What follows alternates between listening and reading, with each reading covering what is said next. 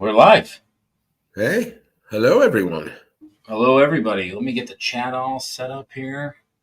Yeah, we got CW Longshot already left a lot of emojis, I guess, or yeah, those are emojis. Awesome. Yeah, band-aids and prayers, hearts, and Everybody get on here. PTF. PTF.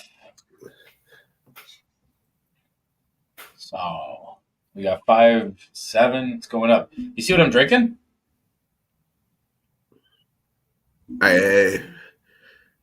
No, what does it say? Looks like some kind of craft beer. So it's Narragansett. Oh, does that say clam? Right? Look on the back of this thing. It's a very famous beer, You know where it's from. Well, it seems like it's from Rhode Island based on the name. Yeah. But do you know where this beer made a famous appearance?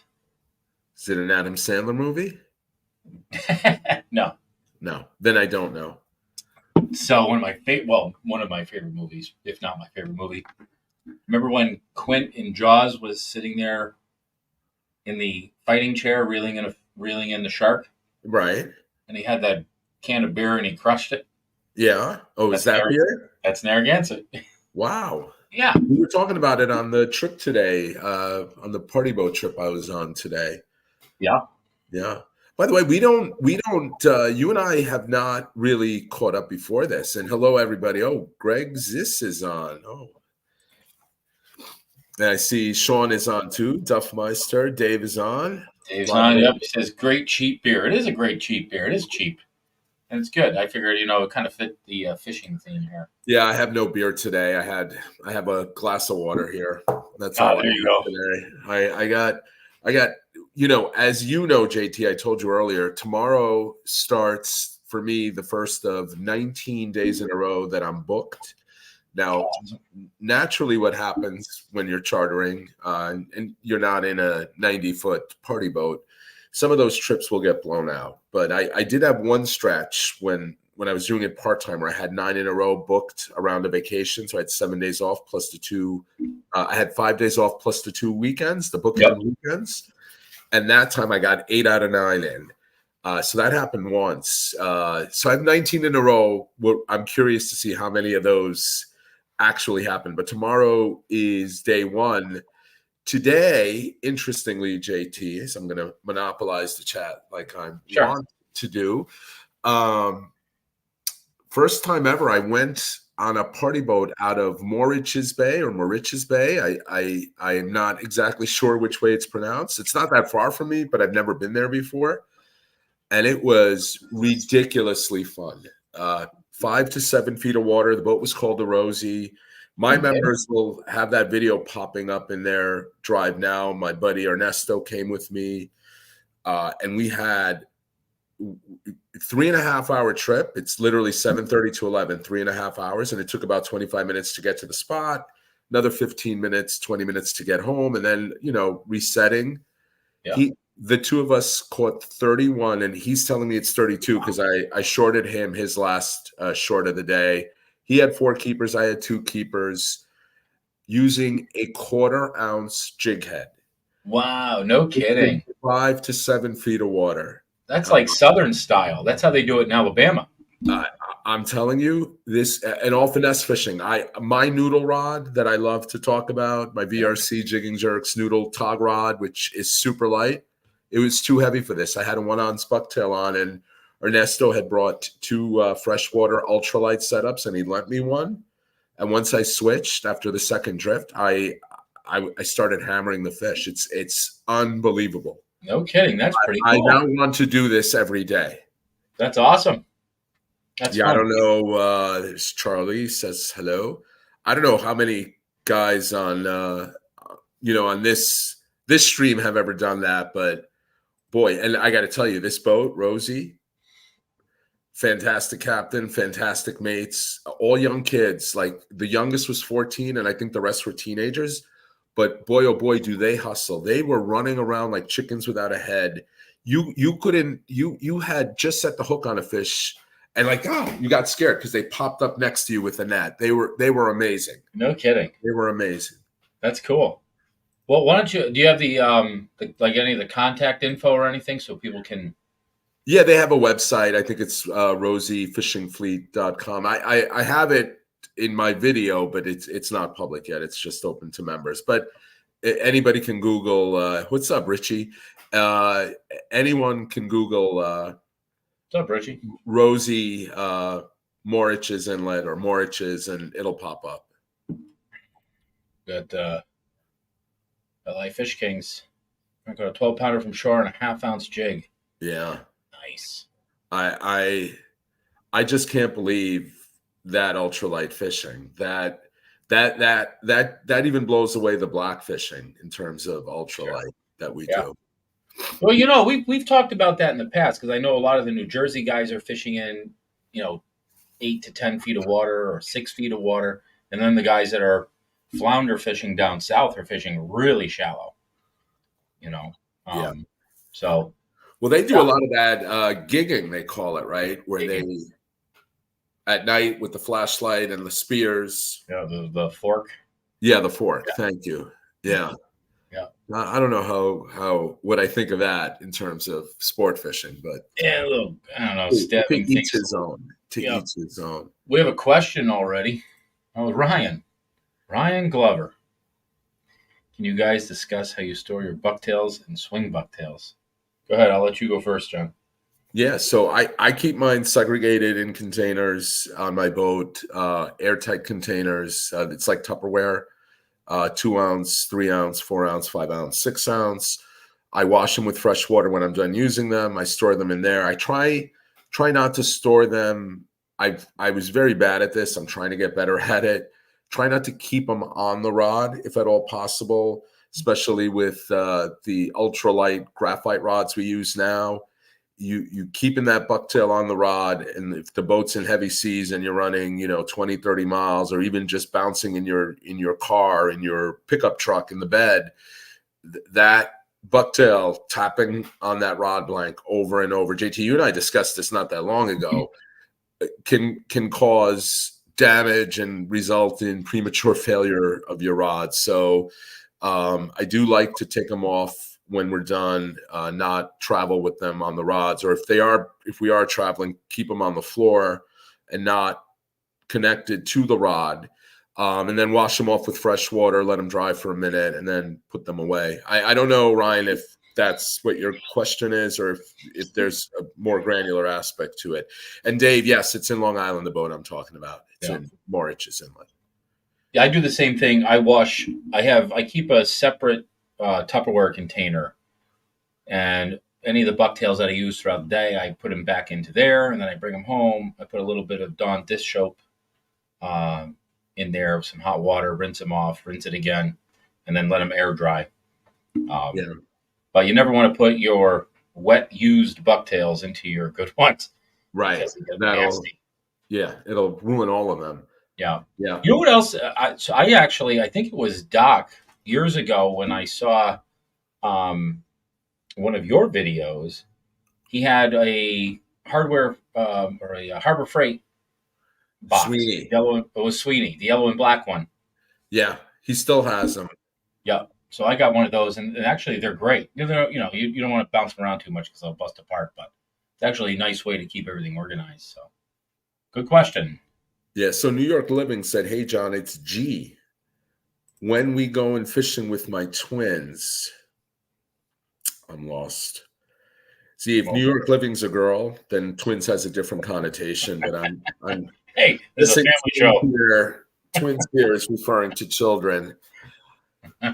I wish I knew who that was. I'm sorry. I have fishing all day and then editing 2 videos brain. Well, we've got Gerard Rose. What's up, G? There we go. All G, right. I'd love for you to come out here one of these days when I'm not working. We're not gonna have you charter me. Just take you guys out in the bay and let the kids drop a rod down. Nice. We've got 23 people and counting right now, which is great. We appreciate everybody coming on here. Make sure if you have a question, it doesn't matter what it is, as long as it's relatively family friendly and clean, we will answer it. And also, too, make sure you share this. Just click the share button and put it out there so we can get more participants. Yeah, otherwise, I know, JT, we've always talked about sharing, and this could be a nice segue into that, and then we can come back for questions, but just sharing, what our plans are for the next few days, fishing-wise, and yeah, let's talk about opening it up to the group, too, see what their plans are, because it looks like we have a really nice weekend coming up. I mean, it does. Saturday and Sunday look amazing right now. Yeah, flat water, no wind. Yeah. Why don't you tell everybody what your plans are? Yes, I have a whole bunch of Montauk or Block Island trips. We're getting really good reports from Block Island in the last few days. So I don't think I'm going to be able to run there tomorrow because of the wind. Tomorrow will likely be either a Gardner's Bay trip or a south side of Montauk trip. But it forecast right now is not great tomorrow. But Saturday and Sunday is great. Just to throw a big monkey wrench in it, I got a report today from a Rhode Island friend of mine who we were going to meet at Block Saturday morning, and his friend has fished Montauk the last 2 days and done really, really well. So, hey, it's hope, right? Because it's not been that great a season in the ocean. I know you and I have had some luck, but ironically, not in the ocean. Yeah. Yeah. I heard the same thing about Block. So tomorrow we're heading out. We've got a charter trip that we're going on. We're going to go probably to the gut. We're going to be striper fishing, bluefish, and then we might try for fluke in the Sound. We've got a little spot where there's been some decent fish. So we're going to head over there. And then Sunday, we're actually going to go tuna fishing over to the gully. And supposedly there's been some tuna over there. And I'm hoping that if we get our limit early of tuna, that we'll do some fluke fishing over at Block. Yeah, that'd be nice. Doc is going to be tuna fishing Sunday, I think, on the big Valhalla. So if you see a 55-footer out there, he likely won't be out on the deck. He'll likely be in the galley. Taking a nap. Yeah. Oh, that's cool. Yeah, it's going to be a nice weekend. So I'm excited. Yeah, and then I guess Sunday for both our member channels, we can provide for our member live streams, we'll have an update on how we did and where we found the fish. Hopefully where we found the fish. Yep, definitely. And if you're not already a member of either channel, we do give away our general locations. Right, John? Is that fair to say? General, yes. General not going to give you exact coordinates, but I say Dave and some of the guys who came on the member trip even got privileged access to JT to our little famous spot there where the 12-pounder was caught last weekend, and we had a 7-pounder a couple days before that, and I know you did well there. So, why don't we talk about that? You want to talk about that? Do I want to talk about what? Last Saturday. Yeah, the fishing sucked. I mean, I don't know how many people watched. I just uploaded it today at 4:00. Again, members saw it 2 days ago, maybe yesterday. I don't remember when I uploaded it. But we were trying everywhere, and I don't know what happens, JT, when we have these live streams. Excuse me. But my goalkeeper, like my allergies, just kick in. So apologies, guys. We had a really tough day. We had beautiful conditions early. We had a fish right away on the first or second drift at the Frisbees in Montauk. Mm-hmm. And then we hit every spot. Every spot. We went to Rocky Hill. We went to Lover's Ledge, Inner Cartwright. We had one more fish at all those spots. We had Skinner and Rick and one other guy. They had 5 fish deep in Montauk, and we just we weren't even with the interference fish were in thick, and you called me and said, "Hey, buddy, it's a long drive, but come into the bay." And we're talking about Gardner's Bay. I know somebody asked that. Come into the bay. I got 6 fish, I think. We had time. You wound up with 8, but you had 6 when I decided to leave. And I'm sitting there thinking, you SOB, you're going to leave and you're going to hear about Rick and Skinner limiting out here. But there's that old adage, you never chase fish to find, you never leave fish to find fish. But we weren't leaving anything. Right. And we got there. You picked up 2 keepers as soon as we got there. We saw you net a big fish. That was your 8th keeper. Yep. And you didn't catch another keeper from what I remember. And you didn't catch a keeper for 2-3 hours. And I'm like, what the? It was that moon tide, man. That moon tide on the outgoing.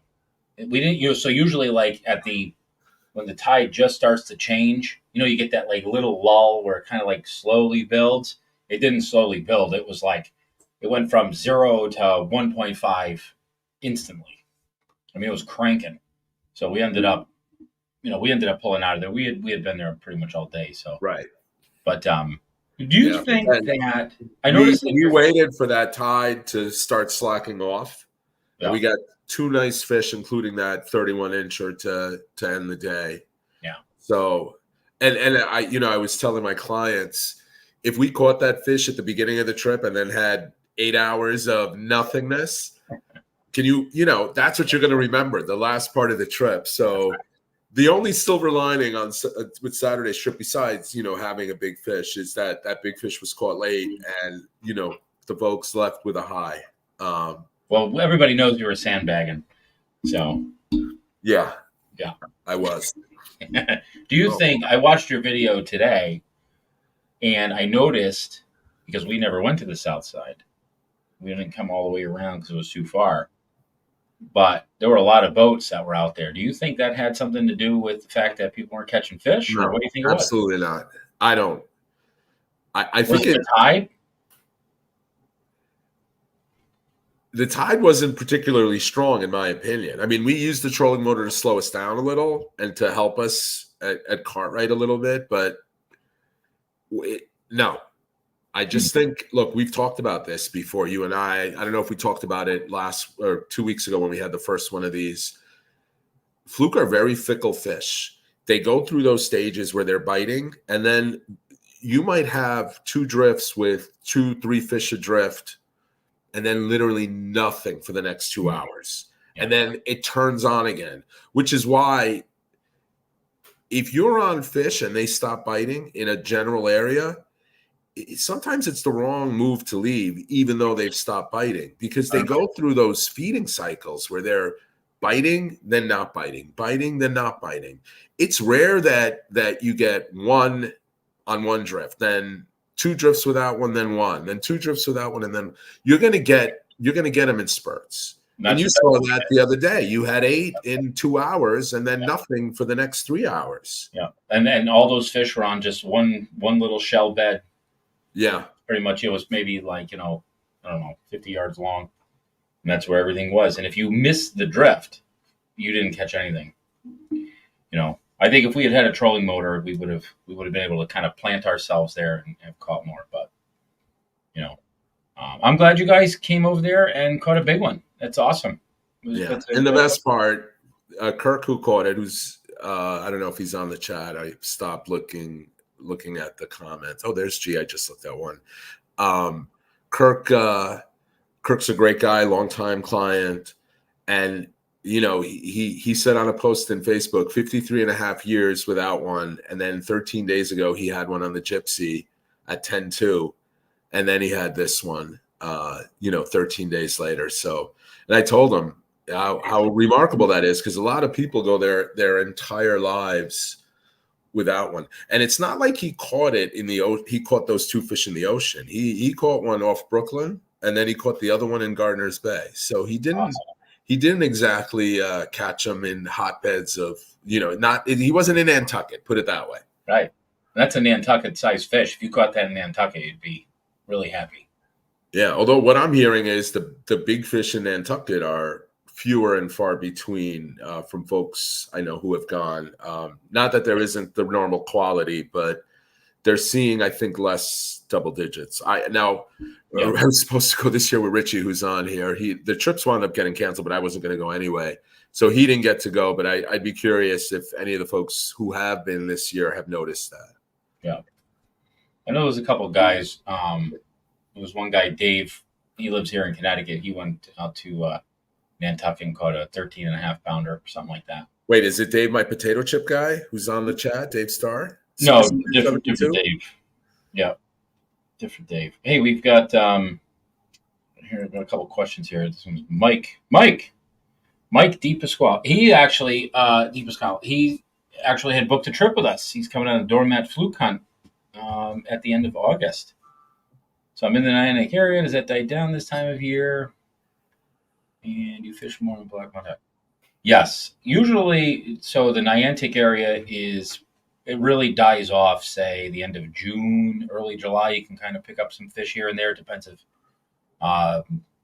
on the water temperature, and also depends on if squid move in, because usually that area over by Millstone is the best when there's a big school of squid that gets stuck in that channel, 2-tree channel. So yes, this time of year, especially August, we're out at Montauk and Block. Unless, we get something weather-wise that prohibits us from going. You had a run 2 years ago, JT. I remember because we tried there the next day and we saw you there. You had one day by Fisher's Island, by Isabella Beach in September, right near the end of the season, like the last week of September, where you got some quality fish too, which that struck me as weird, but maybe not, because we know that the fluke go in shallow to feed typically before they head off to the continental shelf. So maybe it shouldn't be that surprising that you had a day with a really good fluke bite close to the beach. Yeah, I think it was, it was like, that's when I went with Joey. We had a phenomenal day. It was so much fun. I remember, telling you got to get over here. You got to see this. And it was dead the next day. It just died. It was like they came in, they fed, and that was it. They moved on. So, yeah, sometimes that's why we talk about, you got to go try different places. There's a bunch of new water I want to go fish this year too. Got another question here from Jeremy. You guys say the bay is that Gardner's or Peconic? Gardner's. There's no fish in the Peconic Bay. Ask Dave, Superstar 72, about that. I think I talked about it last week or 2 weeks ago. We had our members only trip the Friday, July 5th, and we did great at the Got, caught a lot of bass, and then we went. Wait, Dave, was that? Yeah, that was the subscriber. That was the member trip, and then we went into the. We went into the Peconic Bay. We got a 15-inch weak fish on the first drop, and that's the last fish we saw for 3 hours. Like literally not even a sea robin. It was so incredibly frustrating and sad, really. Do you think that there are decent-sized fluke up shallow in Peconic Bay that people don't even bother touching? After what I saw today, and the captain explained they're all feeding on grass shrimp. It wouldn't surprise me. I bet you if somebody... Skinner's hammering them in Shinnecock Bay in shallow water. Yeah. So it wouldn't surprise me. Yeah. So if anybody's got a smaller boat and you're able to get up in that skinny water, give it a shot and let us know how you did. I think that would be pretty cool. And those might be untouched fish too. Yeah. Here's a Duffmeister getting back to the wind apps. Oh, that's right. He wanted to talk about that. So let's talk about it. Yes, always take that into consideration, Sean. I get asked this pretty often. What's your cutoff? 4 feet wave height, regardless of whether I have this boat or the CB. And then I don't like to see under 7 seconds. Mm-hmm. So if I see 4 feet at 6 seconds, that's probably a no-go for me. That's definitely a no-go for me. Yeah. Now, I'll tell you, we had a trip last Tuesday. No wind. it was that one of those days where it was like 90 degrees and humid, and there wasn't a wisp of wind in the air. And I don't know what was happening offshore, but Windfinder, and I use Windfinder. I don't use Windy. I don't use anything else. I have them, but and you and I may disagree on this, JT, but I just find, for me, the super forecast, which you have to pay for. So I subscribe to Windfinder and I get the super forecast. It correctly predicted 4.6 feet at 6 seconds, which I didn't think was going to be possible on a day where just standing still, you were sweating because there wasn't any breeze at all. Mm-hmm. And sure enough, we got around the point and we were met with steep seas, and we trudged through it. We were headed towards the Frisbees, and I stopped the boat to see if the good thing about my new boat is you don't get beat up in it. Well, that's true. That boat's pretty awesome for that. But when we stopped, we were a cork. The waves were so high, and there was no way the trolling motor was going to be able to help us when the waves are that steep. So we turned around and went into the bay. But it was very accurate that day, which surprised me, because sometimes it predicts 4 feet at 6 seconds and it's relatively calm. But again, the super forecast was spot on. Yeah. I have Windfinder. I have Windy. I have windy.app. Mm-hmm. Buoy weather. I look at all of them. Right. For the most part, they're all pretty accurate, I would say. Sometimes, you look at one and it's completely different than the other. So but for the most part, I don't think you can go wrong with Windfinder or Windy or windy.app. Windy.app is my favorite one. Well, that was Mike who caught the weak fish, and then nothing.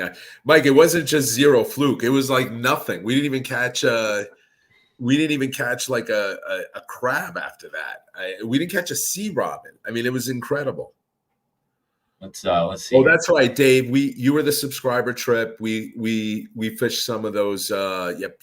I remember. Let's see here. We got a bunch of questions. Let me just run through these real quick.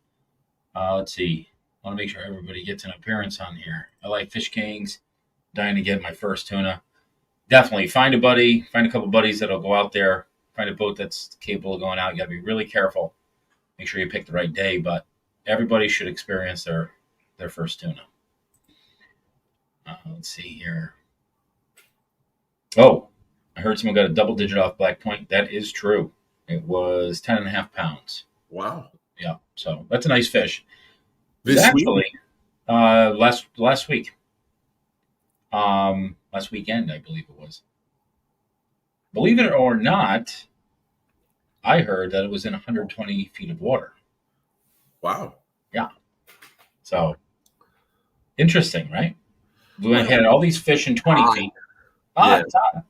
Everything was in 20, 30 feet, and now all of a sudden, 100 plus. Let's see. David, way fewer boats in the gut than a couple weeks ago. I'm not sure what that means. Yeah, that means it's almost August, Dave. Yep. This is the dead time typically. July, at some point in July, that bite we experienced in May and June starts dying off, and it usually then becomes a really good bluefish bite with some smaller bass mixed in. Mm-hmm. Except this year, it seems the bluefish are not cooperating. And you can still get decent stripers, David. Some of my biggest stripers ever were caught at night in July and August in the gut and race. We used to do that all the time, my friends and I, all the time. It was a ritual, especially around full moons. But I haven't really tried that in a few years. The older you get, the bravery starts disappearing. Receding with your hairline, the bravery, starts going bye-bye. Yeah. We've got a question here that I like. Carmen, do you think the Charles Nappy record will be broken? I don't. I it's going to be. It's not going to be broken by anybody fishing the normal fluke fishing spots. That's my prediction. I think it's been so long, JT. And look, look at the blackfish. Look at Ken Westerfeld's blackfish world record. Tremendous fish, right? Every year there are fish that come close, 25, 26, 24. Not many, but Charlie's record is what, 22 something, I think? You know this better. You did a great video on it. 23. Yeah. Let's say 23. Almost 20. Let's say 23. Let's say 23. When's the last time you heard of a 20-pounder caught? When's the last time you heard of a 19-pounder caught? When's the last time you heard of an 18-pounder? Joey's. Yeah. Joey's fish was, you want to know real honestly? I remember. We saw that fish, right? That's the day Skinner and I were next to you, right? Or came up to you? Yep. That fish was enormous. But you don't hear a lot about. No, there's not a lot. But you want to know? And Doc and I have actually talked about this. And I have talked about it with you too. Yeah. So I don't want to say it out loud. Should I say it? Say it. Say it. So two parts to that. The world record is not going to come on gulp, and it's going to come off of the tuna grounds. Yeah, I agree. It's going to be some sort of live bait. Or one approaching the world record, because I'm still holding on to my belief that, let's say, the next 20-pound fish, because I don't think that record's getting broken. I don't know. Doc is pretty convinced. I think I'm going to be able to get him to. Doc is also the person whose drag gets loosened every drift, and he doesn't bother to check it before he drops his line. So you never start a sentence with Doc believes, okay? Oh, I'm pretty sure Doc became a dentist because he still believes in the tooth fairy, okay? Where's Doc? Is he on here? No, I think he's driving out to Long Island. He's driving out to Mattatuck today from his dental practice.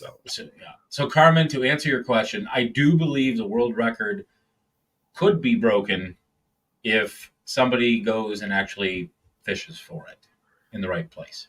I like Crowder's question. How many pounds is a 24-inch fluke? Hold on, let me go down here. Where is it? Were you reading that from the bottom? 731. I'm jumping ahead. Yeah, you're jumping ahead. How many pounds is a 24-inch fluke? That depends. I got a great story about a 24-inch fluke. Go ahead. Last year in the Billy's by the Bay tournament in Greenport, the one that Skinner and Rick won with the second heaviest fish of the tournament, because the heaviest fish in the tournament wasn't in the Calcutta. So they won. Oh my God. They won $1,000 for the biggest fish. The guys that unfortunately weren't in the Calcutta, and Rick and Skinner, who were not in the Calcuttas, won all the side bets of the captains, and they won, I don't know, $7,000, something crazy. But Skinner had a 24-inch fish, and Doc had a 24-inch fish. Skinner's literally same length, 24 on the nose. Skinner's fish was fat and loaded with bait. It had a baby porgy and a baby weak fish in it, and it came in at just over 6 pounds. Our fish came in at like 4.8 something pounds. Same length, a pound plus difference. But a fair guesstimate would be in that 5 pound range. Nice. And Justin, yes, I am. I'm jumping ahead again. You are. Halkias, are you still doing charters? Yes. Justin, call them up and book a trip. 19 in a row starting tomorrow. We should do a little. How about this? I'll make the. You said you weren't sure if you were going to be able to get all 19 trips. I'm not. It's impossible. Well, let's see. So why don't we do this? I will send somebody a small pack of S&S Bucktails. Whoever puts a comment and actually hits the number of charters that you get out of the 19. Is that fair? How will you? What if 7 people say 14? Well, the first person to guess correctly gets it. I think that'll be fun. Yeah. Let's go up. I want to make sure we get all these people's questions. Keep the questions coming. Yeah, how is Sweeney's new boat? Hold on, I got to go back up. All right, go back up because I'm just jumping around. Let's see. Do you think? All right, hold on. I forgot where we were. Keep going above Crowder. Let's see. 12-pound mission accomplished.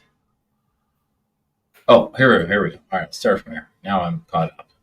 All water fishing is a striper bite typically better earlier in the season. Always. Absolutely. That's what 100%. it's known for. Always. It's 25 years of fishing the gut. It's always been an early bite there. May. This year was April. This year, Skinner and I were getting them in late April. With the bucktails. Yeah. Other years, it starts mid-May, late May. It's typically good through June. And then it starts what we're seeing now. As the water gets warmer, as the temps get warmer, the bigger fish, I think they're still there, but because we catch them at night, but you don't get them in the daytime. No, it turns to a night bite. We were just talking about that last week, right? Mm-hmm. Yeah. And a lot of the big party boats, that's why they have nighttime bass trips. I feel like the spots are smaller this year than in the past. Do you really think I'm only going to get 5 trips in? Oh my Who wrote that? Good friend of mine, Jigging. I hope that's not the case for I everybody. hope so too. I'm That's 19 episodes of jigging jerks. Well, more importantly, I'm still $5,000 in the hole year to date, boat expenses versus income. So Yeah. I need that to turn around because this is my sole income now. This and YouTube, so I need it to turn around. Yeah, we bet. Well, you know what we need? We need some super chats. You know, like where people click on the super chats. I need some super chats. No, I'm not gonna recommend that. Save your money, people. Do not. Yeah, save your money. We're only kidding. We are. Kidding. All right, hold on. Let's go here. Let's see. A lot of people I know saying they're getting a lot more keepers on fluke bellies. You know, I always feel like I'm wasting them when we cut them off. Right? I agree. I feel like wasting them. Look, JT, I'm a charter captain. I'm not going to have them on the boat unless they're the M&M ones, which are allowed to be sold. Yeah. The 100% true story. Me, Doc, and Sweeney back in 2016 or 17 were coming back from Montauk. We filleted a legal size fluke and used the bellies. I do believe they were, for the record. Yeah. And as we're coming around the point, we get pulled over by the DEC. They board the boat. They check everything. We tell them, hey, we filleted a fluke. It's legal. It was whatever inches. They pulled we had the carcass saved. They measured it. Yep, you're right, guys. It's legal, but you filleted the dark side too. You are only allowed to fillet the white side. Don't ask me why. That rule. I don't understand, but this is literally firsthand experience. And if you use fluke bellies and you get law enforcement who wants to be anal about it, you need to have those carcasses on the boat to justify using. I'm not saying anyone's ever going to get a ticket. I'm just telling you, as a charter captain, I am not taking any chances and getting any type of fines for something stupid like pooping the bellies off the carcasses of fillets I've filleted up. Yeah. Now I know M&M fluke bellies. I saw that firsthand last year on my boat. Mitch Goot, I fished with him in Maryland. Really good guy. It's his company. Him and somebody else I'm forgetting now, and I know who it is. Apologies to the other person, but they do have approval from the. If it's sold in a tackle store in your state, it's been approved by the local DEC or whatever the other state version of the New York DEC are. So I know it's not sold in one state because they couldn't get it approved. So if you have that packaging, you're good. Yeah. This is still so lame. Like, I want to know who came up with that. You can only use one side versus the other. It's dumb. Anyway, it's like the sea bass regulations. Another question. What size / weight classifies a doormat? Oof.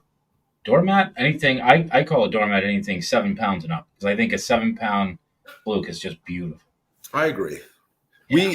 I might say 8 because years ago, Sweeney and I, we came to the consensus that any fluke we caught that was 8 pounds or more, we were going to release. I like that. So clearly, if we're in a contest, we're not doing that. I'm a member of I'm a subscriber to the Fisherman Magazine. If I know that a big fluke I caught might put me at the top of the leaderboard and win me the prize of the species, I might keep it. But generally, And James Diotti, who's also a member of my channel, he raised a good point on that 12-pounder we released. I own it. I own the dang thing, the IGFA catch and release ruler. We should have measured it and released it and taken the pictures and done everything you're supposed to do. That would have been a world record catch and release fluke. Wow. But we didn't do it. So that happens. Yeah. If Joey's out there watching, he knows that. Yeah.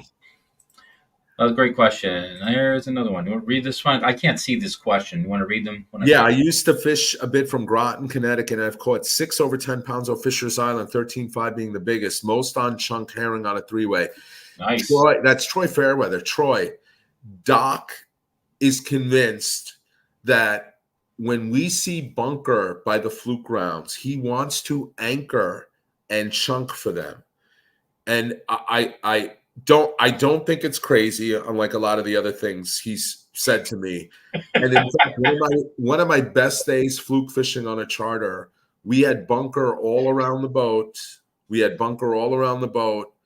And we wound up that day with a 9-pounder and a 12.75 pounder. And I know that they were just scavenging. They were under those piles of bluefish that were tearing up those bunker and waiting for the scraps to come down. And we just happened to drop a big gulp under them. No kidding. That's pretty cool. That's great info, Troy. Thank you for sharing that. Nice. Let's see.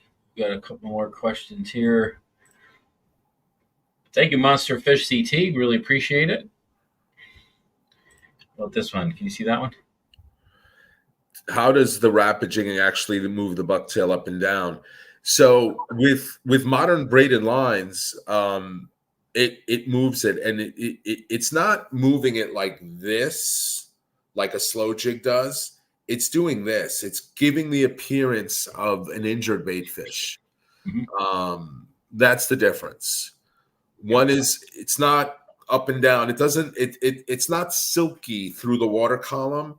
It's really meant, if you've ever dropped a small, like, injured bait fish in the water, you'll see it. It's just doing that rapid shake, like it's discombobulated. That's what you're emulating with the rapid jigging. Yeah, and you see a lot of people too. If you want to be making sure that you're pulling the bucktail up, that you're actually moving the bucktail, not just the teaser. Because a lot of times the bucktail will be on the bottom and guys will be shaking it, and you're really just shaking the teaser. Well, and JT, this is also where rod selection comes in, because you have some guys who use really soft tips, like the slow pitch rods, and you will never get the bucktail to rapid jig ever. You're wasting your motion. You need a tip that has a little bit of stiffness to get that type of movement. Yeah, and I kind of think you can slow jig with any rod. I mean, this is like me with knots, that I think people overthink it. But you don't need a slow pitch rod to slow pitch for fluke. It's all in the motion. Yeah, it's practice and feel too. And if you feel like you're not moving the bucktail, lift it up, drop it down, and hit the bottom, and then start your cadence like that, and then you'll know. A lot of times, it takes effort. It really takes effort to rapid jig. You gotta get it. You gotta actually move it, not just shake your arm and not do anything, which a lot of people wind up doing. Yeah, if your wrist and your elbow or your forearm aren't hurting you, then you're not doing it right. So that's a great question. Excellent question. How about this one? Oh, want to read that one out loud? Yeah. I can't see the end of it. We have an ongoing debate on our boat about colors of gulp. The new thing is not so much the color, but the contrast through the bucktail. What's your thought on it? You're talking about like matching the color of the bucktail to the gulp, or vice versa? I think what Dave is saying there is, it's not so much using pink shine or orange, but just having a different color than the bucktail to contrast the bucktail. Yeah. I mean, I can, I tell you, this year we've been, I don't know if you've noticed this, but either a chartreuse bucktail or a chartreuse teaser with a lighter colored gulp, like chartreuse with pink shine. We've been catching a lot of fish on that this year. Even the 12-pound fish was caught in your video was on a chartreuse bucktail with a salmon red gulp. Yeah, I saw that. Totally different colors. Right. So, I don't know. I don't know. I've given up trying to figure out the colors. I've my, given. my I'm so suggestion. superstitious on some colors, but Yeah. I've not thought about it. It's a good question, but I've not thought about it like that as much as you guys have. For me, it's a confidence thing. I think use whatever color that you're confident in, because at the end of the day, if you're not confident in the color you have on, you're not going to keep it down there long enough to get bit. Agree. So start with that. And on a cloudy day, use glove. Let's see here. How many pounds we went to these? Let me catch us up here. Let's see. What else? What other questions we got? How about this one? New Jersey. Joyzy. Go ahead, John. Yeah, I'll go back to the theory about the south winds, and I don't know how south winds equates into colder water. Maybe somebody smarter than me can explain that. But the water at the bottom does seem to be a lot colder this year than other years. Mm-hmm. I think that's improving now. But I mentioned this the last time we spoke, JT, that Bob Stavola had a diver friend who's South Jersey guy, and he went down to one of the spots where he normally spearfishes for fluke. He dives down pretty deep, and the water was freezing, and there wasn't a fluke to be found. And typically that area is loaded with fluke. And that might explain why Long Island Sound, the bays like Moriches, have been really good all year, Shinnecock, yeah. But the ocean hasn't, because that's the colder water. I don't know the correlation with the south wind. I know people have been talking about that. Again, just in my pea-sized brain would think more south wind would equal warmer temps, but I don't know. Yeah, you would think. How long ago did Skinner catch all those fish out of the kayak? Was that recently? Last week. Oh, so he posted it pretty quick. He posted it quick, yeah. Still a lot of fish shallow then. And today, I mean, Ernie and I had 32 fluke, and actual fishing time maybe 2.5 hours. Crowder wants to know when your last time you went out for tuna. 20 years. I'm not a tuna guy. Not your thing. I'm eating it. I had some last week, but that's the one fish I'll eat anytime it's given to me. Alan is fishing with me on Monday. Who do I have on Monday? Let's see.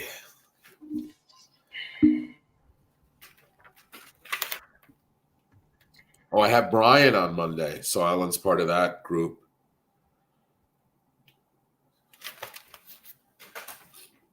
How do people get in touch with you to book a trip? They can email me, jiggingjerks@gmail.com, or visit justfishinglongisland.com. They can submit through there. My phone number is there. Or jiggingjerks@gmail.com. The problem, what I've noticed is when people submit through the website, I get it. But when I reply, it often goes into their spam. It might have something to do with the name of my email address there, Jigging Jerks. But yeah, an email to me is the easiest way. So we still see that. I see Troy asked about the Hellcat. And we still see that boat out there. I think we see that's the red boat. Oh no, that's the Black Hawk I'm thinking of. Never mind. Thinking of the Black Hawk, yeah. Yeah. I want to get back up to here. Make sure we get everybody. Monsterfish CT, do you ever fish Snapper Blues for fluke?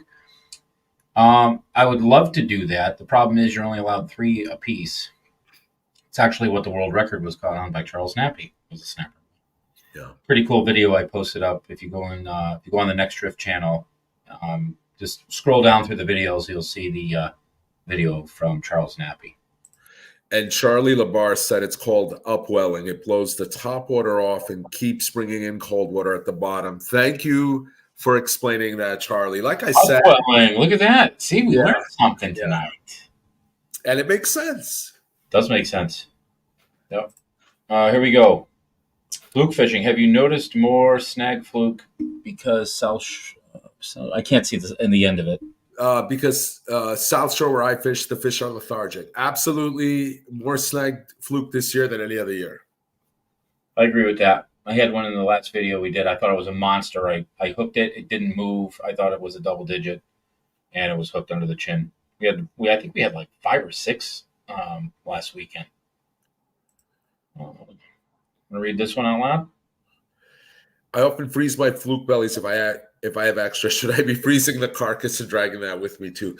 Like I said, Jeremy, I don't think you're going to get a ticket for that, but just know that technically you're in violation, and I just don't need that headache. Especially we have some very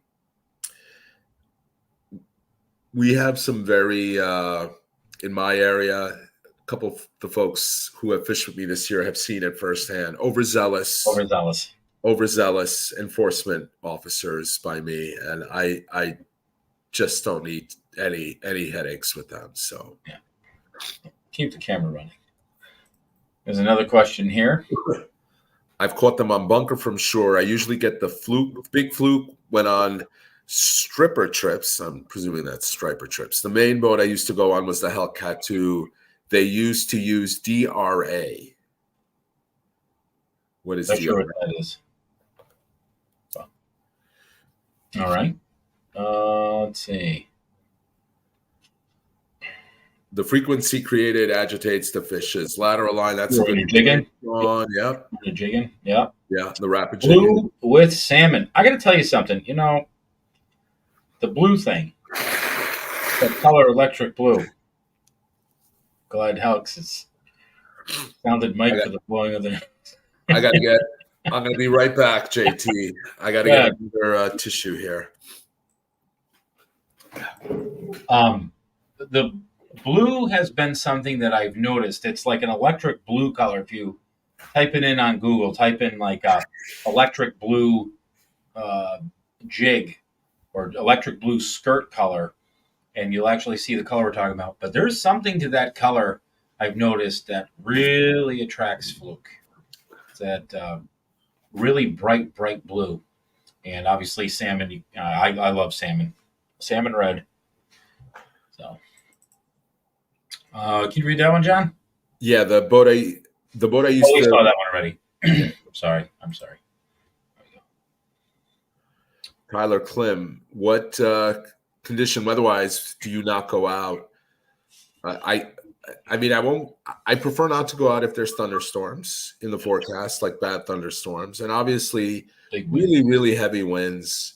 Even if you can find shelter, tough part for us, JT, is as the season progresses. If this was May and we're fluke fishing in Peconic Bay, short of like 40 to 50 mile an hour winds, you can usually get out. You can hide. But, it's not going to be comfortable. It'll still get choppy. It'll be tough to drift. The trolling motor may not be able to help you. Ocean-wise, I think the magic number for me is 20 miles an hour. That pretty much stops a trip for me. Yeah. Tyler Klim, I'm in New Jersey. What weather condition, weather-wise, is best, do you think, to go out in for fluke? Tyler, I don't know Jersey fluke at all. If I've ever done fluke fishing in Jersey, and I don't think I have. I'm trying to think, have I ever been to Jersey? I've been to Jersey a few times for blackfish, but I don't think for fluke. I don't want to speak for JT, but I can offer an opinion.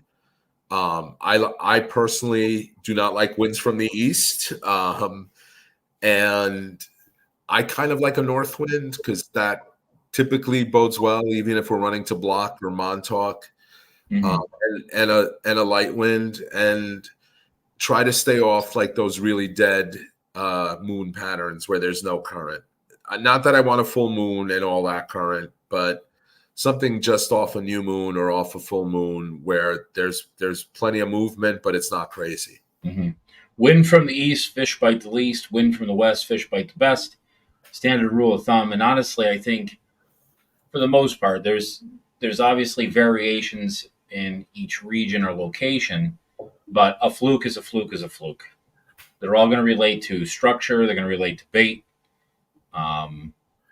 You know, James Flynn really wants to know about Sweeney's boat. I think he's asked twice. where is he here? All right, we'll skip down. We'll come back up. Go ahead. Yeah. Boat. So I've not ridden on it yet, but he has driven my boat. He said they're completely different, even though they're both the same type of hull, meaning not just a catamaran, but a semi-displacement catamaran. So there's two types of fishing catamarans. Typically, there's semi-displacement and planing. We both have semi-displacement. He's very top-heavy, he said, because of his cabin. He loves the boat. But it's a different boat. Mine is a little more nimble, a little faster, a little more torquey, like it jumps on plane. He's bringing the boat up this weekend, I believe. I could be wrong, but I thought he told me he was bringing it up this weekend or bringing it down from Connecticut to Long Island. Unfortunately, I have those trips back to back. 19. I'm booked through August 13 right now, so. Whether I get to fish with him anytime or see the boat anytime in the near future, I have not yet seen it. Worst case, I'll see it in Florida in January, but best case, I get to fish with him maybe when my charter schedule settles. Killed it, huh? Settles down a little in talking about the beer, JT. Settles down a little in September. Here's another question because we're getting close to 8, so I want to get through as many questions as possible. Hey, Montauk Star, great boat. August 10th is the fishing. I do agree, Justin. Yeah, I agree. It was completely dead out there. The reports the last few days have been very encouraging. Mm-hmm. Yep.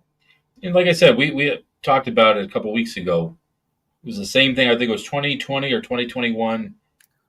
Fishing was dead, and then all of a sudden it came roaring back, and everybody was catching them. So, on the three-way, sometimes I will use a bucktail instead of a sinker. Don't see anyone doing that. Yeah, I mean, hey, change it up. You know, a lot of times just giving them a little bit different look helps.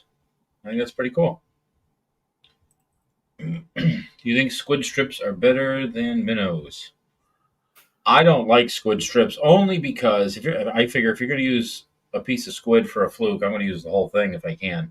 Because strips, you're just going to attract every sea robin and porgy. Yeah, I mean, for years I used a combo of squid strip and minnows. For years, 20 years, and maybe not 20, but a long time till about 2016, 17. And then I went 100% to gulp. If one wasn't on, I would add it. So if I came up and the strip was gone and the minnow was still on, but I'll say this, it was usually the minnow that was gone, but that might be more a product of the minnow being easier to rip off than the squid strip. Here's a good question. Does the muddy water coming out of the Connecticut River affect fishing on the New York side at all? I'm sure it does. There are days the water is dirtier, and that's all wash off, right? The banks along the river, the mud seeping in. If it's heavy rain, you'll definitely see dirtier water. So 100% believe it does. Yeah, and definitely something you want to take into consideration, I think, up to a certain point. You know, if it starts, the water color is a little bit different from what you're usually seeing, you know, that's where you want to get to the chartreuse colors or dark colors. Oh, here's a good one. Do you prefer overcast or sunny weather? I like sunny. On the opposite. Really? Yeah. I think I get better bites. I get more bites in the sunny. Yeah, I'm thinking more of, sweating and the heat. And it's generally a few degrees cooler when that sun isn't baking. The eastward didn't come with air conditioning? All right. I do have this that I've been bringing on the boat, and it's it doesn't look right now, but if I open it, is that a makeup mirror? Oh, little handheld fan. Does it have like the spritz? Does it have the spray? It does not spritz, but it really does push some air out. Do you really stand there with that? Like when you're, There's no comment on that. Doc, if you're on Next here, question. please get a picture. That'll never show up in a jigging text video without me. Oh my god. You say structure, you're looking for rocks, reefs, etc. Are you talking more about slopes, depth changes for fluke? It's all of the above, Joe. Yeah, pretty much. I mean, usually there's Joe's asking, I think, the difference between like say cover and structure. Cover would be, for instance, like rocks, like the crevices under rocks where, say, let's say a fluke could hide. Structure would be the mass or like the could be the depth change, or a big rock pile creates some a difference in the bottom contour. So that's so I structure. can tell you, if you look at some of Skinner's old videos, the underwater videos, he did one off Cartwright a number of years ago, and you definitely saw a big fluke hiding in the rock, by the boulders there. Mm-hmm. Yeah. So they would be using the rocks for cover. Right. Yeah. Right. But I know you and I have talked about this. You like fishing just the side of like the reefs almost. I can't articulate it, JT. You'll be able to explain this better, but I know that's something you like doing. Yeah, it's like it's trying to get as precision, as precisely as you can down the edge. It could be something from gravel to sand, or rock to gravel, or just off the edge. I mean, I'll hit that thing like 3 or 4 times until I get it right. I won't fish.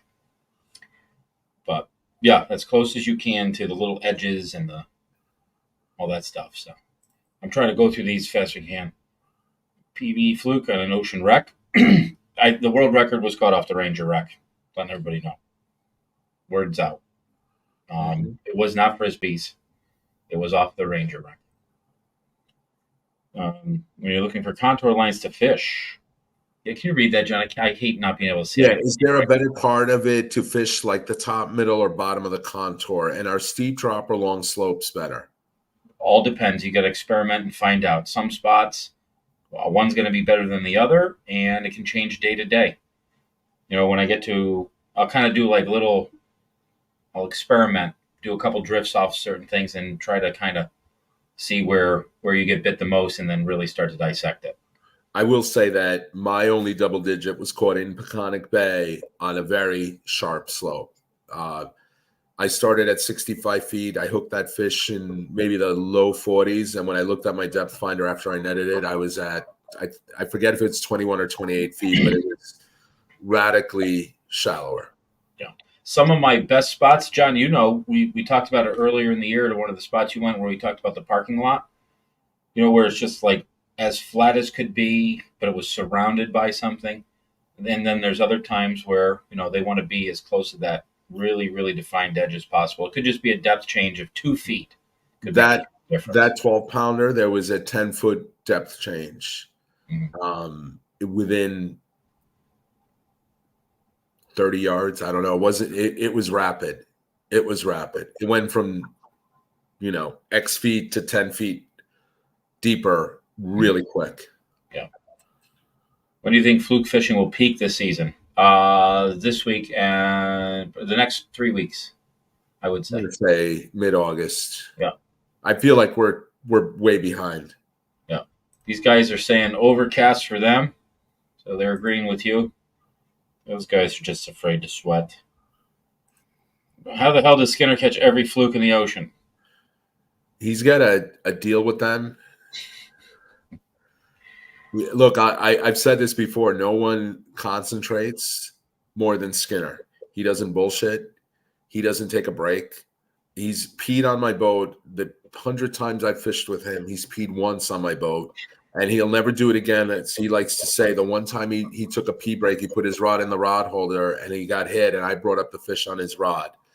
He eats when we're resetting. He's the first one ready to drop down. He doesn't drink any alcohol on the boat. He maximizes his time in the water. He's just that intense. Yep. Let's see. We're almost done. What is the one boat accessory you cannot live without? Are we including electronics there? Like, I don't know if I could live without GPS. I couldn't live without my GPS and my fish finder. You know, yeah, especially a GPS map. Yeah. An accessory, I would say, like the Navionics map, Navionics software. I have to have that. I live by it. Do you like chicken rigs or rigs with a spro and teaser?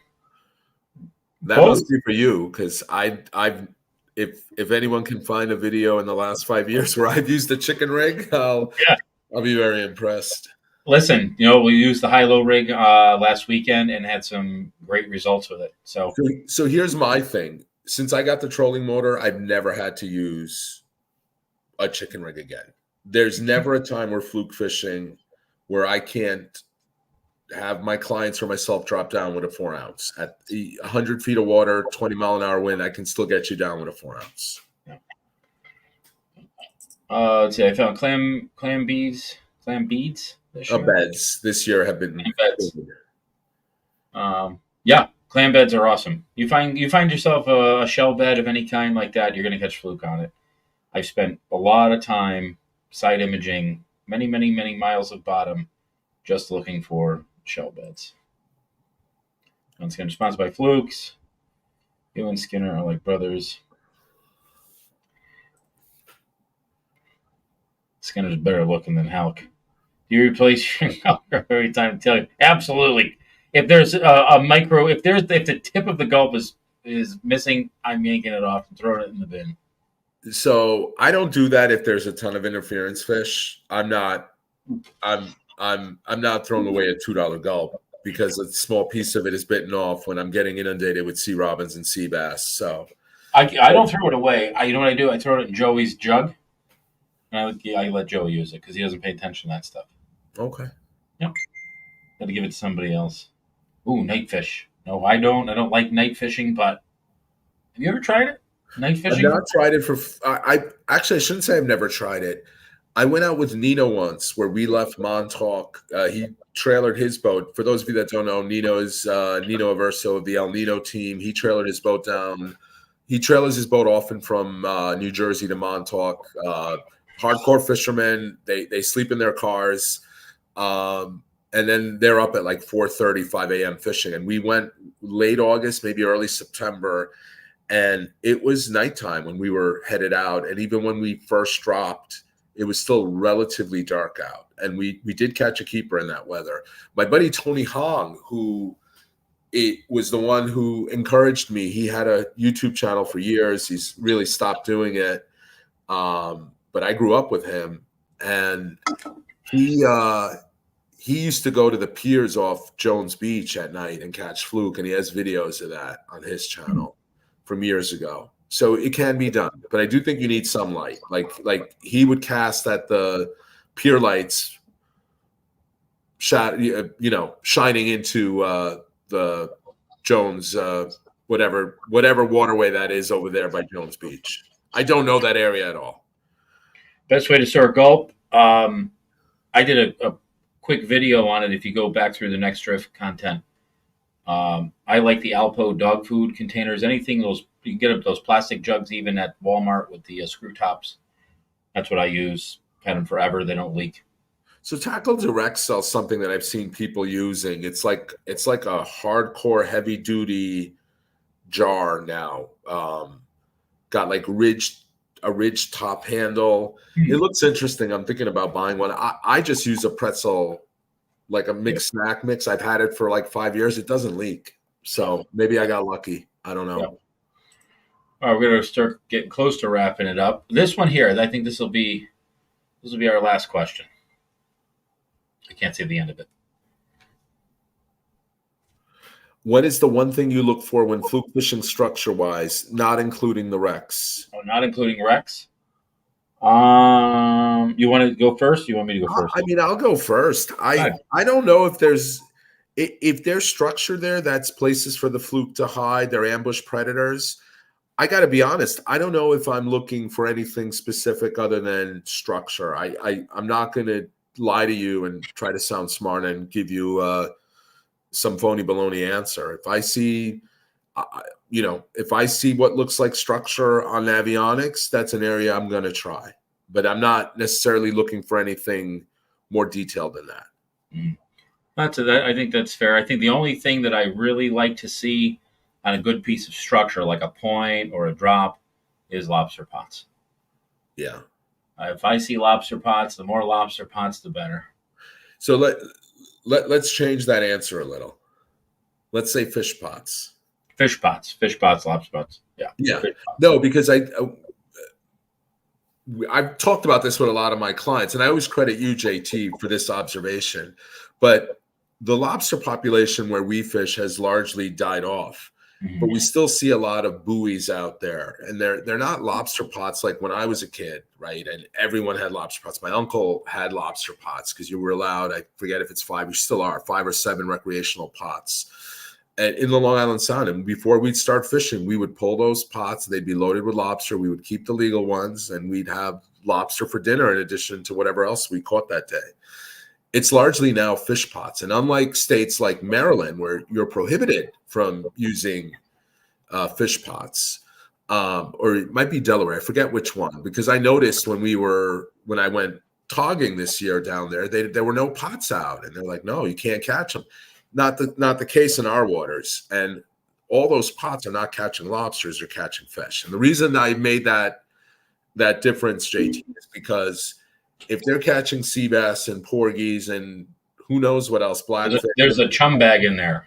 There's a chum bag in each one of those fish pots, and every little porgy and everything else that a fluke is going to eat is sitting there nibbling on that thing. And it also means that there's fish in that area. They're all chasing the same bait at the end of the day. That's right.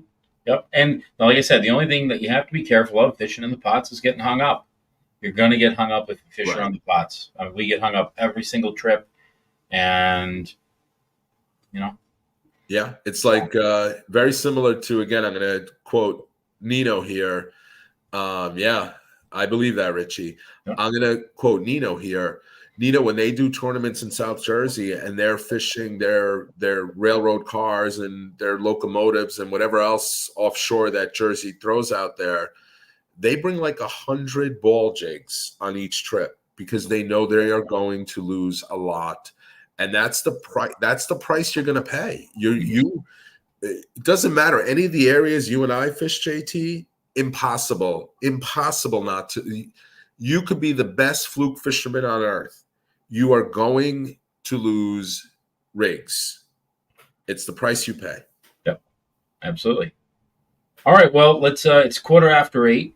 This has been a great show. We got 50 people watching right now. We appreciate everybody tuning in. Guys. It is awesome. This is so much fun. John and I have a great time. So we're going to be back the next show. We have the members only. For Next Drift Patreon members and Jigging Jerks YouTube members on Sunday. So you have to be a member in order to see that show. And then we'll be back in 2 weeks. 2 weeks. Just so we can give it to We'll see if I'm even more comatose then than I am today. You're going to be snoozing, buddy. Let's. I just want to give everybody the date for the next show. Where are we here? What is today? The 28th. So that'll be August 8th. Will be our next Thursday live show. So make sure you tune in, bring your questions, join each one of our channels, Next Drift Patreon, Jigging Jerks YouTube members, and really appreciate everybody tuning in. Another fun show, John. Yeah, thank you guys. Appreciate it. Take care, everybody. Great weekend of fishing too. Absolutely. We'll see the members on Sunday. See you guys.